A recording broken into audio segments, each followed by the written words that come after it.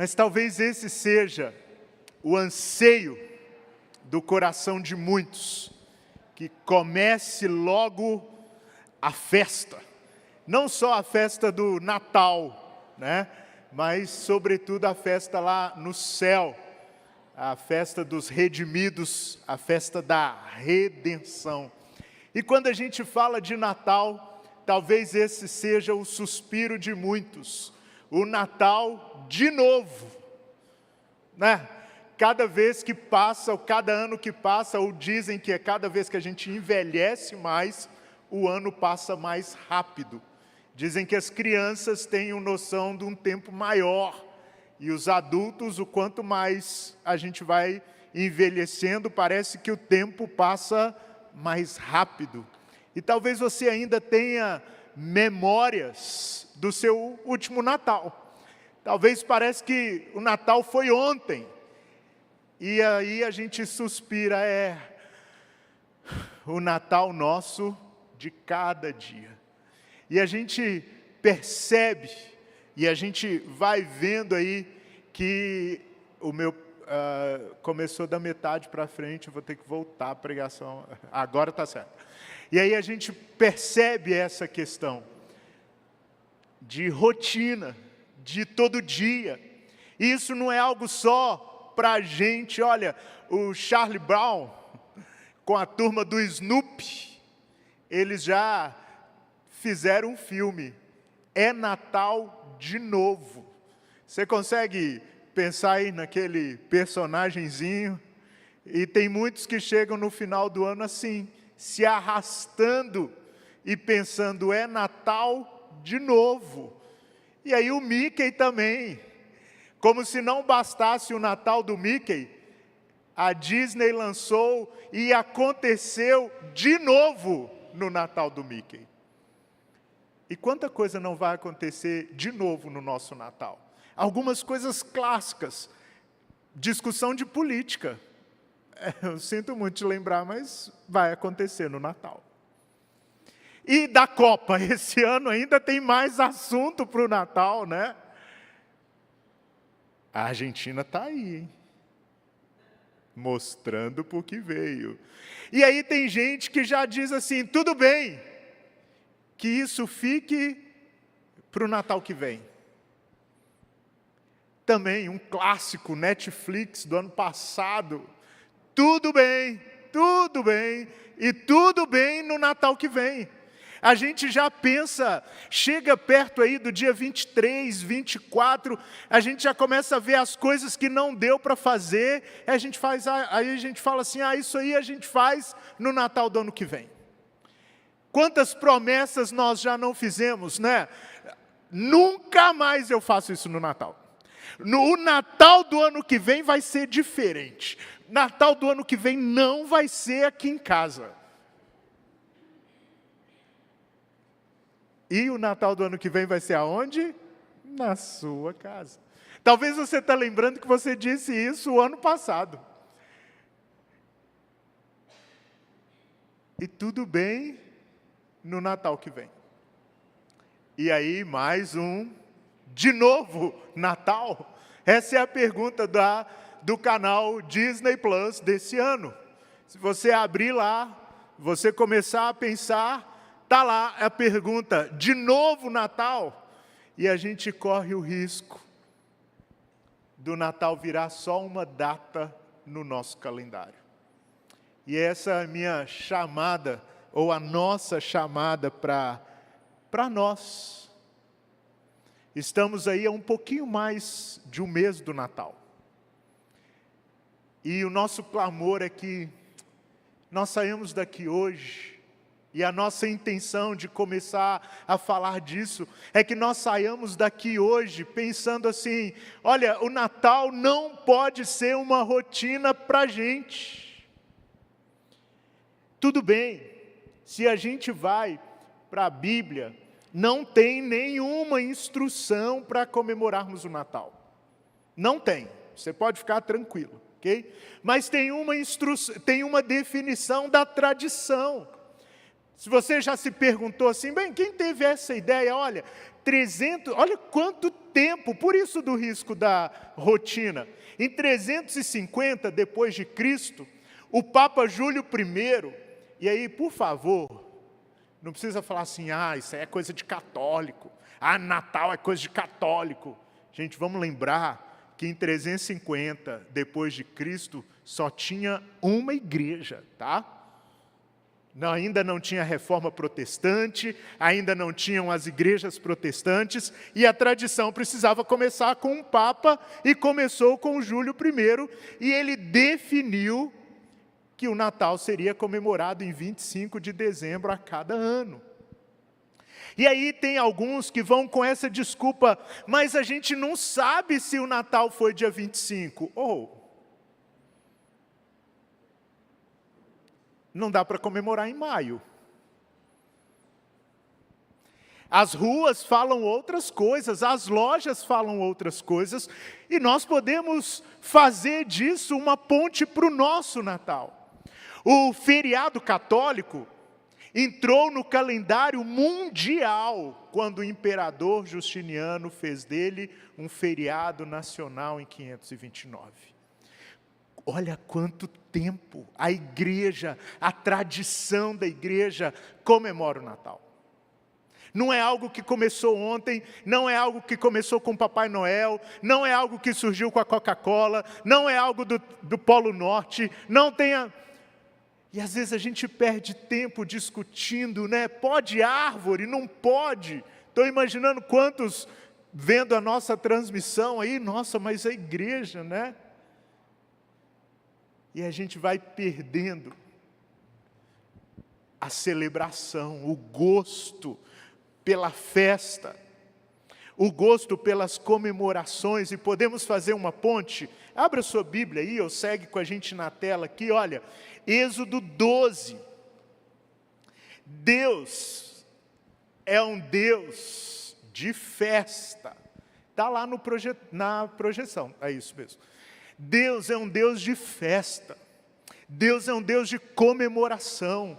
Deus é um Deus de celebração. Olha o que ele diz para o povo de Israel: esse dia será um memorial. Aqui ele está falando da Páscoa, tá? Nós não teremos na Bíblia sobre o Natal, tá bom? Mas podemos fazer uma ponte com a Páscoa. Olha, esse dia será um memorial, que vocês e todos os seus descendentes o comemorarão como festa ao Senhor. Nós podemos aproveitar esse momento. Você tem aí um mês para a chegada do Natal e fazer desse momento um memorial. E a minha oração é que Deus comece a borbulhar a sua mente aí, para como colocar isso em prática na sua casa, como colocar isso em prática na sua família, como colocar isso em prática na sua rotina, como fazer do dia 25 um memorial. Nós já oramos hoje no início por pessoas que não têm um relacionamento ainda com Jesus. E Deus diz para o povo sobre a Páscoa: comemorem-no como um decreto perpétuo. Deus falando de celebração, Deus falando de redenção, Deus falando da saída do povo do Egito, Deus falando sobre comemoração, sobre memorial. E às vezes corremos o risco de abrir mão da importância dessa data, por motivos rotineiros, comuns. Talvez você chegue ao final do ano cansado. Talvez você chegue a esse ano pensando assim: é Natal de novo. Mas o nosso clamor é: não deixe o Natal passar em branco. Esse é o primeiro. O segundo, pense sobre o significado cristão dessa data. Pense da importância dessa data para a gente. Imagine se Jesus não tivesse nascido. E aí vem uma data no calendário mundial para a gente poder falar disso para qualquer um. Sabe aquela pessoa que você conhece, que se ela não tiver um encontro com Jesus, ela vai para o inferno? Você pode aproveitar essa data, você pode aproveitar que o mundo inteiro está falando de Natal e falar de Jesus para alguém. Comemorar, fazer um memorial. Quando entrarem na terra que o Senhor prometeu lhes dar, celebrem essa cerimônia. Deus reúne o seu povo e fala sobre memorial. Deus reúne o seu povo e fala, comemorem. Deus reúne o seu povo e fala, celebrem. E a importância de passarmos de geração para geração. Quando seus filhos lhe perguntarem, aí vem a diferença para a gente. Quando seus filhos lhe perguntarem, o que significa essa cerimônia? Respondam-lhes, aqui sobre a Páscoa, é o sacrifício da Páscoa ao Senhor, que passou sobre as casas dos israelitas no Egito, e poupou nossas casas quando matou os egípcios.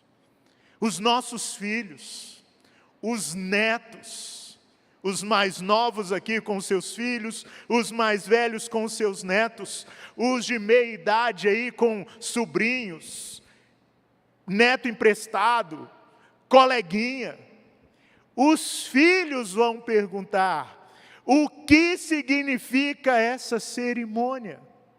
E a gente vai poder responder sobre Jesus. Então, quero que você saia daqui hoje motivado a não deixar o seu Natal cair na rotina, a não deixar o seu Natal ser algo ordinário, que acontece todo ano. Pense aí, comece a orar aí, como eu posso fazer algo diferente, mas algo que aponte para Cristo. Não há como fazer algo diferente, eu vou mudar o tamanho da árvore. Beleza, se você for mudar o tamanho da árvore, para que essa árvore aponte para Cristo, aumente. Vou chamar os amigos lá para casa. Se for para apontar para Jesus, chame. O que você pode fazer para que o Natal não seja ordinário? Para que seja um momento litúrgico do dia a dia. E pensando nisso, queria chamar a Lenor aqui à frente. Nós estamos vivendo um tempo muito legal com os nossos jovens. Estamos nos encontrando aqui aos sábados. E a Lenora trouxe para a gente a liturgia do ordinário. Quando ela chegou com isso, eu vou começar a falar e eu quero meditar com vocês sobre a liturgia do ordinário. A gente ficou assim, o que será isso? Aí eu vou deixar vocês acompanharem e depois a gente retoma aqui. Bom dia, gente. Eu acho que não é muito ordinário ver uma menina aqui em cima falando, mas eu acho que, quando o pastor falou, na verdade eu vou falar, eu me convidei para estar aqui, porque ele falou, não, Lenora, nós vamos usar o livro para poder dar o tema das pregações sobre o Natal. Eu falei, nossa, pastor, então eu já posso pregar lá na frente, porque, né, já estou trabalhando em cima dele. Então, eu meio que me convidei, estou aqui. Quero agradecer a oportunidade de poder estar falando. E, enfim, esse é o livro, Liturgia do Ordinário. Eu tive contato com ele através de uma influenciadora cristã. O nome dela é Fernanda Witwicki. Muito boa, inclusive, quem tiver oportunidade e quiser segui-la. Ela fala de vários temas muito pertinentes sobre família, sobre ministério, sobre ter uma vida com Deus verdadeira. E ela fala muito sobre isso aqui, sobre o ordinário. E o pastor comentou que era uma introdução ao tema Natal. E eu pensei nesse título, para a gente começar. quando estábulos se tornam palcos. O ordinário início da nossa redenção. Pode passar, Diego. Mas antes eu gostaria de fazer uma pequena dinâmica com vocês. E muito mais do que só falar sobre o que é ordinário, o que é rotina, o que são rituais, eu quero começar falando aqui sobre quem nós somos. Então, e o que nós fazemos. Porque, querendo ou não, o nosso trabalho meio que vai se misturando com a nossa identidade. Não que a gente seja só trabalho, mas eu gostaria de fazer uma dinâmica. E eu gostaria de ver aqui quem aqui, durante a sua rotina, trabalha com educação. É professor, bem altão, assim. Ó, temos já a minha classe aqui, os professores. Quem aqui trabalha em escritórios? Pode ser escritório tanto de advocacia, de contabilidade, essas coisas. Ok. Quem trabalha em casa, autônomos? Certo. Quem aqui trabalha com criação? Quem aqui cria coisas? Seja desenhos, publicidade, todas as coisas bem criativas. Certo. Por que eu quero comentar sobre isso? A verdade é, não importa se nós somos professores, juristas, contadores, qualquer tipo de profissão que nós tenhamos, nós temos uma rotina na nossa vida. E essa rotina, geralmente, ela é bem ordinária. E próximo slide, Diego, por favor. O que é ordinário? Às vezes, quando eu era menor, eu pensava que ordinário era um xingamento, porque ela fala, ô, seu ordinário. E, geralmente, não é uma palavra muito legal, é usada num tom bem pejorativo.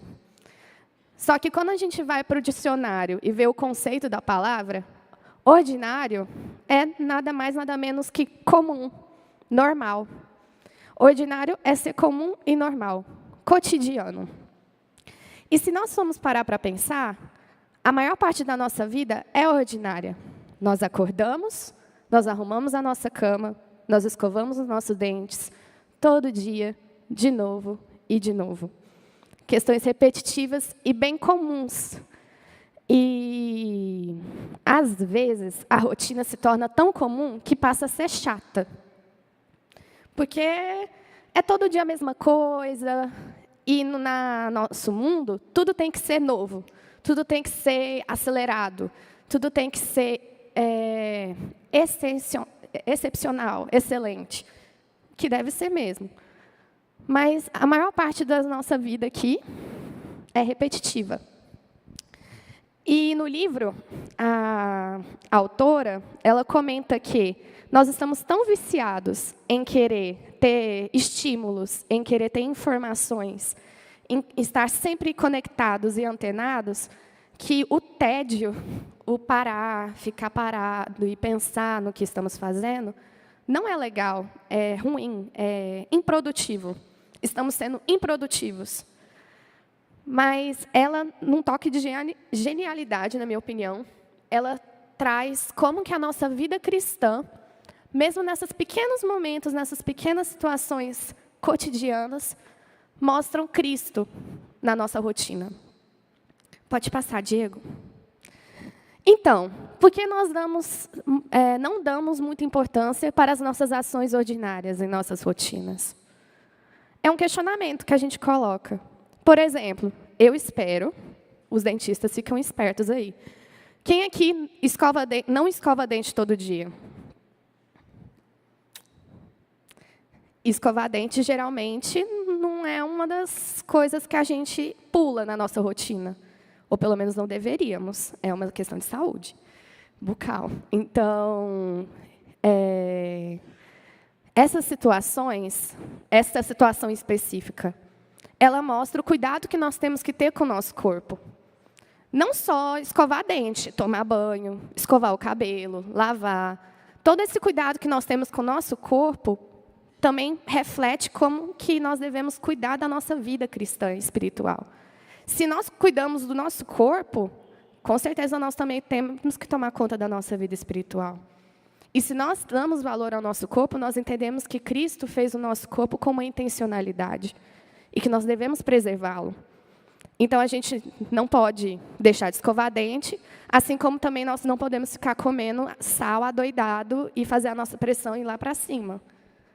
Eu, que sou um pouquinho mais jovem, eu ainda tenho uma liberdade de alimentação assim, que eu posso ter. Mas, se eu não tomar cuidado agora, talvez na frente eu não tenha tanta liberdade assim.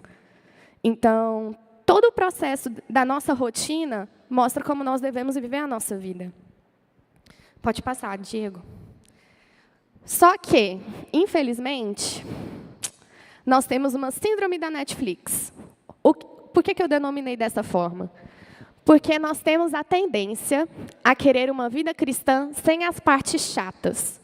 Quando a gente vê um filme, a gente vê a parte legal da vida do protagonista. É quando ele tem que fazer uma missão impossível, quando a menininha encontra o menininho e dá tudo certo na vida deles, que não tem ninguém para atrapalhar, ou quando tem algo muito pontual e a gente sabe exatamente o ápice do filme, quando o vilão faz a maldade e o mocinho vem e resolve o problema. Então, o filme é a vida sem as partes chatas. E nós, geralmente, temos essa tendência a querer uma vida cristã sem as partes chatas também.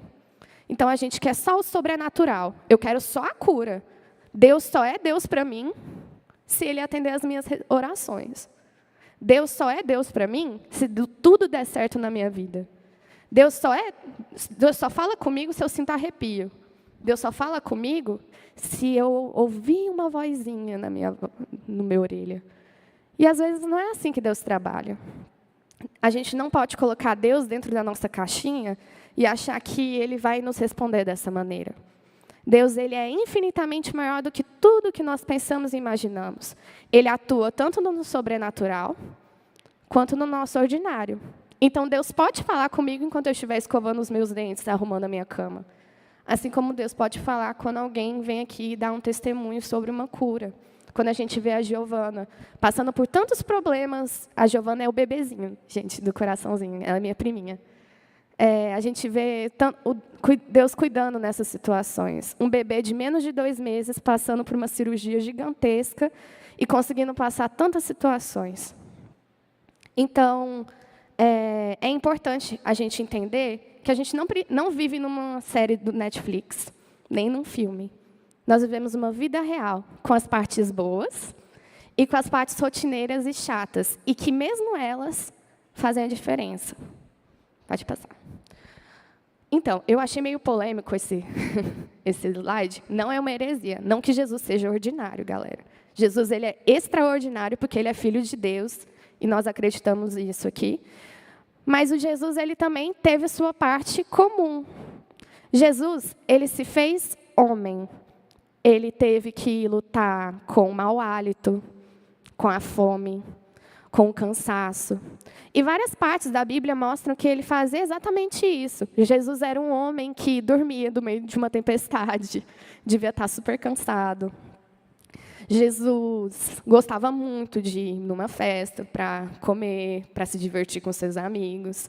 Então, Jesus, ele tinha as nossas particularidades. E por ele ter vivido isso, dá muito mais sentido para o que ele falar. Eu vim no mundo e eu venci o mundo. Então, é muito legal isso. E no livro, uma das melhores partes que eu gosto é quando, no primeiro capítulo, fala sobre o batismo. E fala que Jesus, ele passou 33 anos aqui na Terra. Porém, apenas 3 foram do seu ministério.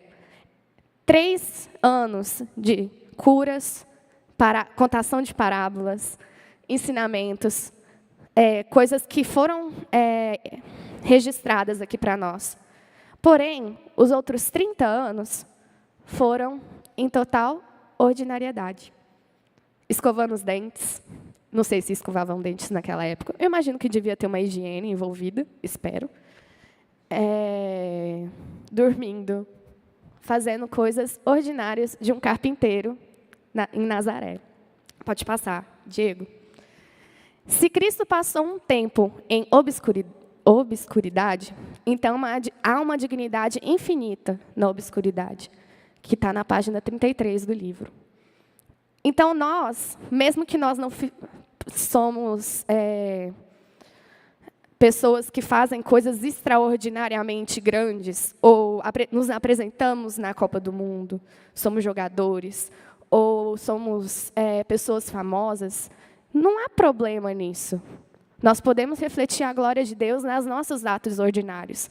Por isso que eu gosto muito desse livro, porque eu consigo ver Cristo no meu dia a dia, nas minhas pequenos atos.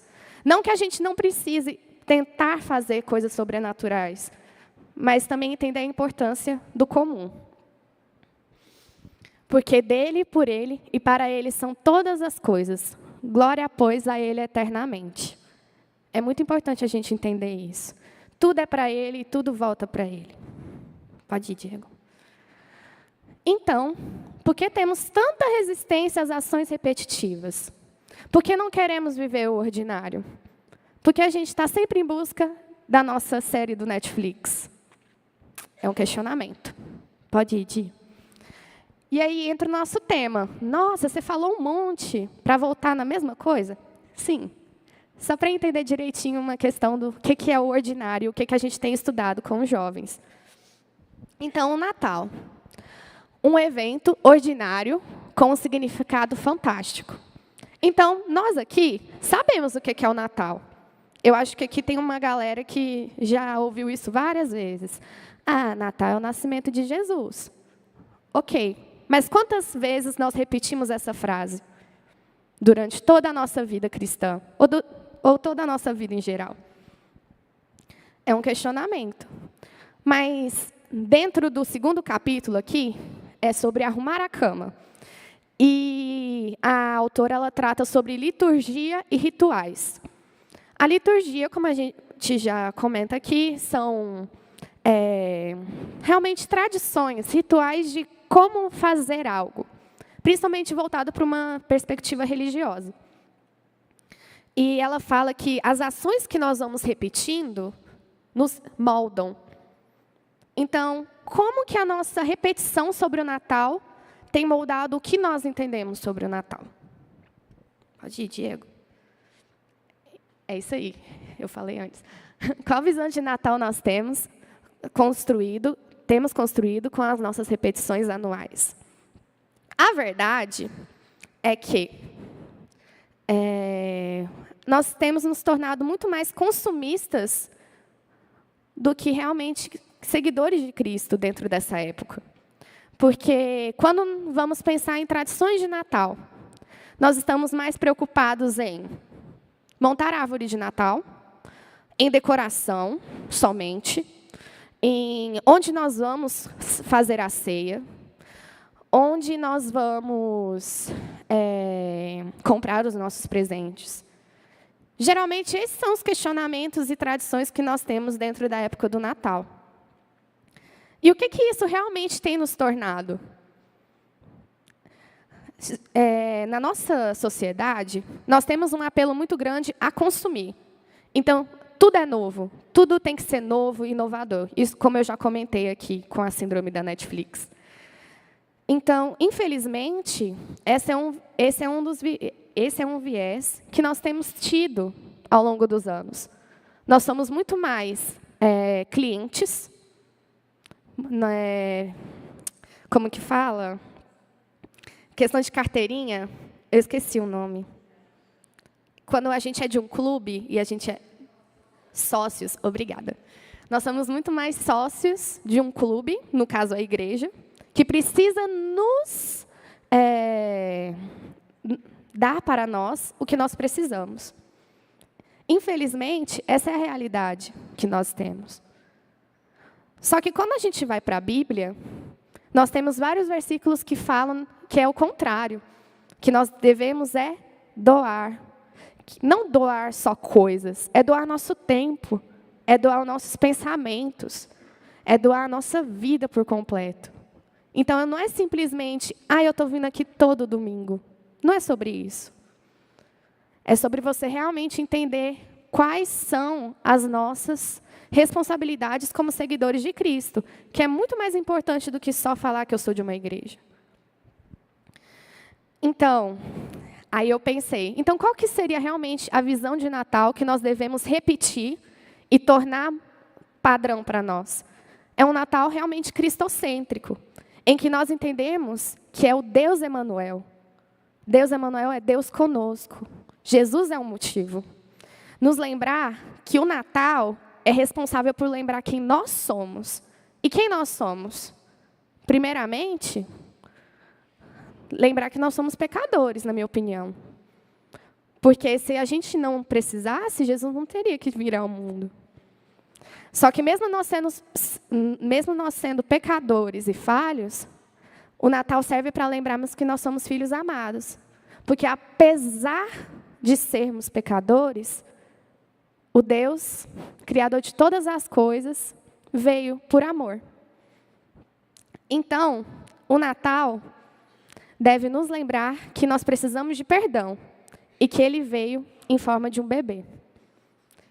E para terminar, é lembrar que nós devemos repetir essas tradições, essas percepções, esses pensamentos dia a dia.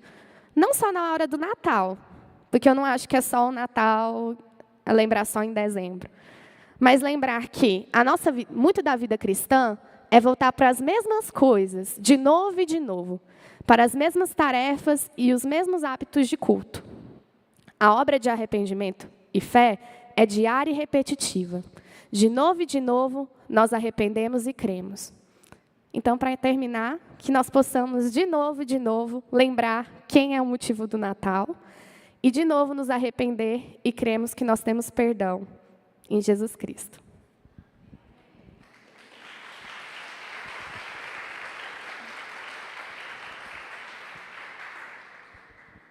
Volta uma aí, Diego, fazendo um favor. Eu queria que a gente pensasse, muito obrigado, Lenora. Queria que a gente pensasse nisso, olha, muito da vida cristã, muito da vida cristã é voltar para as mesmas coisas, de novo e de novo e de novo. É o Natal nosso de cada dia. Isso tem a ver com domingo. Talvez você acordou hoje, tudo nublado, e a igreja de novo. E de novo, e de novo, e de novo. Para as mesmas tarefas e os mesmos hábitos de culto. De novo, de novo e de novo. A obra do arrependimento e fé é diária e repetitiva.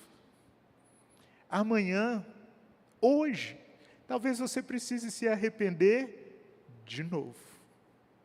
Talvez hoje você precisa fazer um pacto de fé de novo. É o Natal nosso de cada dia. De novo e de novo nos arrependemos e cremos. O que dá para ser diferente nesse Natal? O que você pode fazer com que o Natal não seja simplesmente de novo? Podemos voltar aqui. Alguns estavam tirando as fotos aí, né? Aí a gente vai na hora, né? Então, a gente pensar, é Natal de novo, Mas o que você pode pensar e orar e pedir a Deus? Deus, eu não quero, sabe, o Natal de 2022 pode ser um Natal diferente. Mesmo ele sendo o Natal nosso de cada dia. Nós vamos passar os próximos domingos falando sobre isso.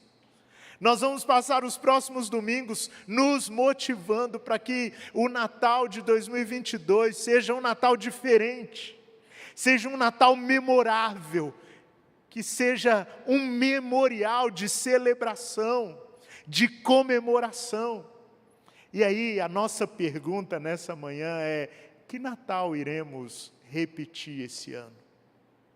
Que Natal nós vamos repetir? O Natal de Jesus. Aí vamos voltar lá para o PowerPoint, fazendo um favor, Diego. O Natal de Jesus. O Natal nosso de cada dia, mas que pode ter um significado, um simbolismo, um memorial. O Natal, olha só, o Natal é uma festa religiosa cristã. Não abra mão disso. Tem muita gente falando que o Natal é capitalista. Ele não precisa ser. Sabe, dá para perceber a diferença? O Natal se tornou capitalista, o Natal se tornou consumista, mas antes de tudo, o Natal é uma festa religiosa cristã. Mesmo que alguém decore a sua casa de vermelho, mesmo que alguém monte a sua árvore, se ela não teve um encontro com Jesus, um encontro pessoal, o Natal é só Natal.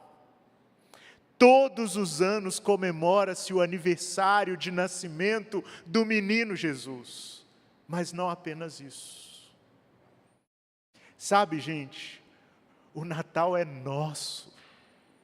Eu queria que você saísse daqui hoje falando isso para os seus filhos, falando isso para você, o Natal é nosso.